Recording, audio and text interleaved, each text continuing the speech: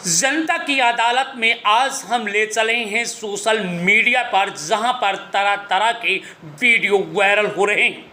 इन video की पुष्टि अब तक टीवी न्यूज़ चैनल और जनता की अदालत नहीं कर, क्योंकि ये वीडियो सोशल मीडिया पर तेज़ी से वायरल हो रहे हैं, इसलिए आपको जन जन तक बताना अनिवार्य। कुछ लोग स्वार्थ के लिए एक दूसरे को उल्टा सीधा बोलकर अपनी स्वार्थ की रोटी सेकना चाहते हैं, तो कुछ लोग केवल अपनी स्वार्थ का गीत गा करके केवल अपना झंडा ऊंचा करना चाहते हैं। मगर मैं तो ये कहना चाह रहा हूँ कि ऐसे लोगों से होशियारी रहने की बात है, अन्यथा आपको और आपके दामन को बेच लेंगे। तो आइए चलते हैं, देखते हैं किस तरीके से ये सब हो रहा है और इसका जिम्मेदार चुप्पी क्यों साधे हुए हैं। आइए चलते हैं। जय भीम, जय मूल निवासी। मैं दिल्ली के मादीपुर से आपका एक मूल निवासी शेड्यूल कास्ट भाई राजेश मोहनपुरिया। आज मैं आपको दिखा रहा हूँ, ये जो दुकान देख रहे हो ना आप, ये दुकान, ये देखो, दुकान दिखाओ। जय श्री राम। ठीक है, इसके पास मैं सामान लेने गया था, मुझे बोलता है भागो अछूतो यहाँ से, भागो यहाँ से अछूतो। इसका लड़का आके बोलता है वो अछूतो को मारो, ईंटें ला रहा है, पत्थर ला रहा है, मार रहा है। बाबा साहब को बोल रहा है वो रंडी का बीज, बाबा साहब तक जूते मार रहा है, थप्पड़ मार रहा है, बोलता मैं तो उनकी मूर्ति तोड़ के आऊंगा, मूर्ति पर थूक के आता हूँ, मूत के आता हूँ, रविदास जी पे गाली बक के आता हूँ। ठीक है, ऊपर से जब ये और मार रहा है, घर पे आके चक्कू मारने की धमकियां दे के जा रहा है, और उसकी वो हौसला अफजाई कर रहा है। अब ये दुकान दिखाओ, इसकी ये वाली दुकान दिखाओ, ये वाली। ये क्या कहता है, कौन है भीम, क्या है भीम, कोई खाने का देता है? ये हमारी औकात बता रहे। जब ये पुलिस में गए तो पुलिस में पहले से पहले वो केस लगा रहा है, पुलिस में सरेआम झूठ बोल रहा है हमारे लिए। अरे डॉक्यूमेंट दिखाओ, डॉक्यूमेंट दिखाओ। ठीक है, ये देखो, ये SC/ST में मैं गया था, ये फर्स्ट, ये पकड़ो फर्स्ट।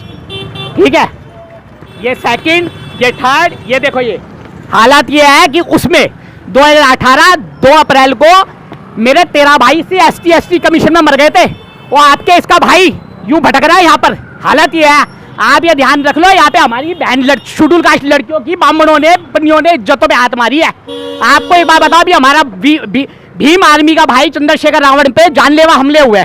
ठीक है, और हमारी दुर्गतियां देख लो, मेरे वो नक्सल भाई है ना, जो मेरे नक्सली भाई, उनकी क्या हालत की होगी, किस मजबूरी में उन्होंने हथियार उठाए होंगे, ये मुझे देख लो। देखो मेरे शेड्यूल कास्ट भाइयों, ये लड़ाई मेरी तुम्हारी नहीं है, ये पूरे शेड्यूल कास्टों की लड़ाई आ गई है। ये मेरे शेड्यूल कास्ट भाइयों, मेरे सुख शेड्यूल कास्ट भाई, मेरे शेड्यूल कास्ट क्रिश्चियंस भाइयों, चर्च के भाइयों, आपसे अपील है कि इस वीडियो को बहुत बड़े लेवल पर वायरल कर लेना, वरना हालत देखना हमारी बहुत खराब हो जाएगी, हमारा आने वाला कल बहुत काला हो जाएगा। मैं आपका शेड्यूल कास्ट भाई आपसे विनती करता हूं, मैं मादीपुर से राजेश मोहनपुरिया, दिल्ली के मादीपुर से, 9582235947।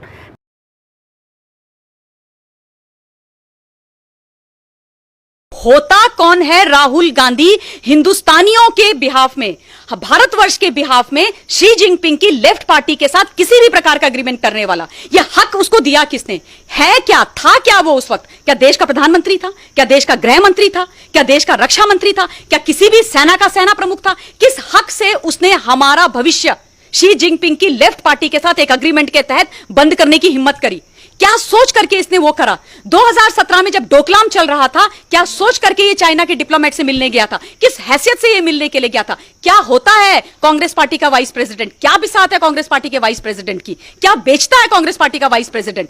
तुम जो हो इस तरीके के एग्रीमेंट्स और इस तरीके के MOU साइन करोगे, मेमोरेंडम ऑफ अंडरस्टैंडिंग, बाकी लोगों के साथ, इस देश को बेचने के लिए, इस देश को गुमराह करने के लिए, और उसके बाद अपनी इसी शक्ल अचानक से जगोगे रात के अंधेरे में, एक वीडियो बनाओगे अपनी शक्ल लेकर के और उसको तुम पोस्ट कर दोगे और बोलोगे कि मोदी जी आप बताओ ऐसा क्यों हो रहा है, मोदी जी आप बताओ क्या हो रहा है, क्या हो रहा है। 1 इंच की जगह उन्होंने नहीं ली है। आज तुम अपनी सेना को डाउट कर रहे हो, देश की सेना कह रही है, सेना प्रमुख कह रहे हैं, हमारे जो फील्ड लेवल के कमांडर्स और जनरल्स हैं वो कह रहे हैं कि हमारी 1 इंच जमीन पर कब्जा नहीं हुआ है, हमने जो बोला है वही सच है। लेकिन इन्होंने जब भी हमारी लड़ाई किसी भी दुश्मन देश के साथ हुई है, इन्होंने कभी भी अपनी आर्मी का साथ नहीं दिया है, इन्होंने जाकर के ये दुश्मन देश के साथ खड़े हो गए। आज भी ऐसे जयचंद हिंदुस्तान के अंदर राहुल गांधी के नाम पर पल रहे हैं। दुख मुझे इस बात का होता है कि मनमोहन सिंह जी जो प्रधानमंत्री रहे हैं इस देश के, मैं उनका बहुत सम्मान करती हूं व्यक्तिगत तौर पे, लेकिन दुख की बात यह होती है कि वो इतने बड़े अर्थशास्त्री, इतने बड़े बुद्धिजीवी वर्ग, वो जो है एक रिमोट कंट्रोल प्रधानमंत्री बन के रह गए, वो विदेश की मैडम के हाथ का खिलौना बन के रह गए। उन्होंने इस देश को बेचने में कोई कसर नहीं छोड़ी, क्योंकि ये जो है नेहरू जी के समय का या 2010 से 2013 तक मनमोहन सिंह जी का, मैडम सोनिया गांधी का हिंदुस्तान नहीं है। ये वो हिंदुस्तान है जो जब सब देखता है सब समझता है, और हिंदुस्तान का जो 56 इंच का प्रधानमंत्री खड़ा है ना, उसके साथ ये देश खड़ा हो रखा है, क्योंकि उनको पता है, वो जानते हैं कि फौज हमारी बिल्कुल वो जो है बहुत केपेबल थी, है और रहेगी, लेकिन फौज को भी पॉलिटिकल विल की आवश्यकता होती है। सोनिया गांधी, मैडम गांधी जी, जिन्होंने 80s में इस देश की नागरिकता ली है, सोनिया गांधी जी जिनसे एक शब्द नमस्कार तक वो शुद्ध हिंदी में नहीं बोल पाती हैं, सोनिया गांधी जी जो हिंदुस्तान की धरती पर बोझ बन के बैठी हुई है, सोनिया गांधी जी जिसने इस देश की राजनीति को कुठाराघात कर करके इस देश को बर्बाद करने में कोई कसर नहीं छोड़ी। मैडम सोनिया गांधी जी जो पुत्र मोह में ऐसी अंधी हो गई हैं, उन्होंने अपनी आंखों में पट्टी बांधी है कि उस मंद बुद्धि को, जो एमपी का मतलब कहीं किसी ऑफिस में 4th क्लास में जाने के लायक नहीं है, उसको देश के प्रधानमंत्री बनने के ख्वाब देख रही हैं, उनके वो इस तरीके की जब बातें करती है ना, तो साफ साफ इस देश को दिखता है कि वो चाहती क्या है, वो चाहती क्या है। उनसे तो एक एक चीज, एक एक प्रश्न पूछना चाहिए, उनको कटघरे में खड़ा करना चाहिए, जिसकी बहुत ज्यादा आवश्यकता है। आप देखिएगा वो कभी भी जो है 1-to-1 इंटरव्यू नहीं देती हैं किसी को, हिम्मत ही नहीं है उनके। राइट विंग के चैनल से आप जाके उनसे पूछ लीजिए, वो आपके सामने आएंगी नहीं। हमें इस देश के जयचंदों के भी बहुत सारे सबूत मिलते हैं। जब हम पानीपत की तृतीय लड़ाई के बारे में पढ़ते हैं, पानीपत तृतीय की लड़ाई पढ़ते हैं, उसमें हम कहते हैं कि हम जो है हार गए थे उस लड़ाई को, लेकिन दुख की बात यह है कि उस वक्त भी हमारा जो मराठा वॉरियर था सदाशिवराव भाऊ, वो अब्दाली से हारा नहीं था, उसको हराया गया था। हमारे यहाँ के छोटे छोटे जो रजवाड़ों के जो राजा थे, वो जाकर के अब्दाली के साथ मिल गए थे, वो जयचंद हो गए थे, क्योंकि वो चाहते थे कि सदाशिवराव भाऊ हारे। और इसलिए हमारे, क्योंकि वो जो है उनकी छोटी छोटी सोच होती है, छोटी राजनीति, छोटा गेन, छोटा अपनी किंगडम बचाना, अपनी राजनीति करना। तो ये इतिहास से चला आ रहा है। हमको हराने वाला कोई बाहर का आज तक पैदा ही नहीं हुआ है। हमने हार देखी है या हमने तभी दुख झेला है जब हमारे अपने लोगों ने इस हिंदुस्तान की धरती पर, मां भारती पर कुठाराघात किया है। ये इतिहास है। और दुख की बात यह है कि आज भी ऐसे जयचंद हिंदुस्तान के अंदर राहुल गांधी के नाम पर पल रहे हैं। अंग्रेजों ने इस देश में बहुत सारे कानून बनाए थे डिवाइड एंड रूल करने के लिए, लूटने और बांटने के लिए, लेकिन कांग्रेस ने भी बहुत से कानून बनाए इस देश को डिवाइड एंड रूल करने के लिए और लूटने और बांटने के लिए। 1991 में पहला कानून बनाया प्लेसेस ऑफ वर्शिप एक्ट, और हिंदू, जैन, बौद्ध, सिख के लिए कोर्ट का दरवाज़ा बंद कर दिया। 1992 में दूसरा कानून बनाया, इस देश को हिंदू और मुस्लिम में बांट दिया, अल्पसंख्यक बहुसंख्यक में बांट दिया। हिंदू लॉ हिंदू, जैन, बौद्ध, सिख पे लागू होता है, लेकिन हिंदू को मेजॉरिटी बना दिया, सिख, जैन, बौद्ध को माइनॉरिटी बना दिया। ये इसकी डिवाइड एंड रूल की पॉलिटिक्स थी। और तीसरा जो सबसे घटिया कानून बनाया कांग्रेस ने 1995 में, जिसको कहते हैं वक्फ एक्ट, जिसको मैंने सुप्रीम कोर्ट, हाई कोर्ट में चैलेंज किया है, और इसकी अगली सुनवाई भी सुप्रीम कोर्ट में होगी, क्योंकि इन्होंने हाई कोर्ट से ट्रांसफर पिटीशन फाइल कर दिया है कि मैटर अब हाई कोर्ट में नहीं बल्कि सुप्रीम कोर्ट में चलना चाहिए। वक्फ बोर्ड के सारे मेंबर मुस्लिम होते हैं। उसमें एक एमएलए है वो भी मुस्लिम, एक एमपी है वो भी मुस्लिम, एक उसमें एडवोकेट वो भी मुस्लिम, एक उसमें टाउन प्लानर वो भी मुस्लिम, एक उसमें आईएएस ऑफिसर वो भी मुस्लिम, एक उसमें जो स्कॉलर वो भी मुस्लिम, एक मुतवल्ली वो भी मुस्लिम। और उसके पास इतनी पावर दिया हुआ है कि किसी भी ज़मीन पे जाके कह दे ये ज़मीन वक्फ की है, तो आप उसके ऑर्डर के खिलाफ, उसके नोटिस के खिलाफ नियर बाई कोर्ट में भी नहीं जा सकते, आपको जाना पड़ेगा वक्फ ट्रिब्यूनल में। कहने का मतलब, अगर मेरठ में या मुजफ्फरनगर में किसी की ज़मीन पे वक्फ बोर्ड कह दे ये वक्फ की ज़मीन है, तो वो मेरठ की कोर्ट या मुजफ्फरनगर की कोर्ट में नहीं जा सकता, उसको जाना पड़ेगा लखनऊ, जो मेरठ और मुजफ्फरनगर से 700 किलोमीटर दूर है, और वहाँ जाके अपनी सफाई देनी पड़ेगी। और सफाई किसके सामने देना है? उसी ट्रिब्यूनल के सामने, उसी बोर्ड के सामने जिसने कहा ये ज़मीन वक्फ की है। तो वक्फ बोर्ड चोर हो गया, वही वक्फ बोर्ड दरोगा बन गया, वही वक्फ बोर्ड जज बन गया, वही वकील बन चुका है। ऐसा कानून हिंदुओं के लिए नहीं है, ऐसा कानून जैन के लिए नहीं है, ऐसा कानून बौद्ध के लिए नहीं है, ऐसा कानून यहूदियों के लिए नहीं है, ऐसा कानून पारसियों के लिए नहीं, किसी के लिए नहीं।